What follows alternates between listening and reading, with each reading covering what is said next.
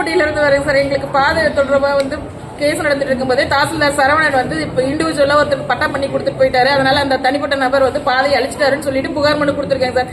இன்ன வரைக்கும் அந்த புகாருக்கு எந்த விதமான நடவடிக்கையும் எடுக்கல. அது என்ன சம்பந்தம் சொல்லி கேட்டுட்டு எங்களோட ஆதார் ஓட்டர் ஐடியெல்லாம் ஒப்படைக்கலாம்னு சொல்லி வந்தப்போ டிஏஓ சார் எந்திரிச்சோன்னா நீங்க இங்க சீன் போடாதீங்க, முதல்ல வெளியில போகன்னு சொல்லிட்டு போலீஸ் கூப்பிட்டு எங்களை வெளியில தள்ளுறாருங்க சார். நாங்க என்ன சார் பண்றது? எங்களுக்கு பாதை இல்லைங்க சார். இன்ன வரைக்கும் ஒரு அதிகாரி கூட எங்களோட இடத்துல என்ன நடந்ததுன்னு பாக்க கிடையாது. மனு கொடுத்துருக்கீங்க, என்ன சுச்சுவேஷன் என்ன எதுன்னு கேட்க கிடையாது. வந்த உடனே எங்க இத்தனை பேர் எல்லாத்தையும் அசிங்கமா பேசி வெளியில் தள்ளுறாரு. அடிக்காத குறை ஒண்ணு சார். எந்திரிச்சு சார், டேபிள் இருந்து எந்திரிச்சிட்டு இப்படி கையை கொண்டு வராருங்க சார். எங்களை பார்த்தா அவருக்கு எப்படி சார் இருக்கு? மக்கள் குறை தீர்ப்பு கூட்டம் எதுக்கு சார் வைக்கிறீங்க? நீங்க கூட்டம் வைக்காம தான் சார் எங்க குறைய நாங்க சொல்றோம். இல்ல நீங்க வைக்காதீங்க, குறை தீர்ப்பு கூட்டமே வைக்காதீங்க. அரசாங்க அதிகாரிகள் யாரும் பொதுமக்களுக்கு வேலை செய்யல அப்படின்னா ஏன் கூட்டம் வைக்கிறீங்க? எதுக்காக கண் துடைப்புக்கு நாங்க நடிக்கிறோமா இல்ல நீங்க நடிக்கிறீங்களா இங்க உட்காந்துட்டு? அத்தனைக்கு என்கிட்ட எவிடன்ஸ் இருக்கு.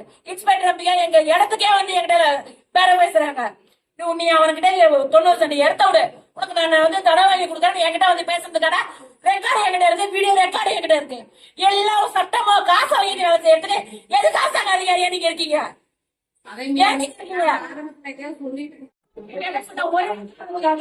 அவர் டிரான்ஸ்பர் 28ஆம் தேதி விவசாயிகள் குழந்தைப்பு கொள்ளலாம். அன்னைக்கு நான் இங்க மனு கொடுக்குறேன்.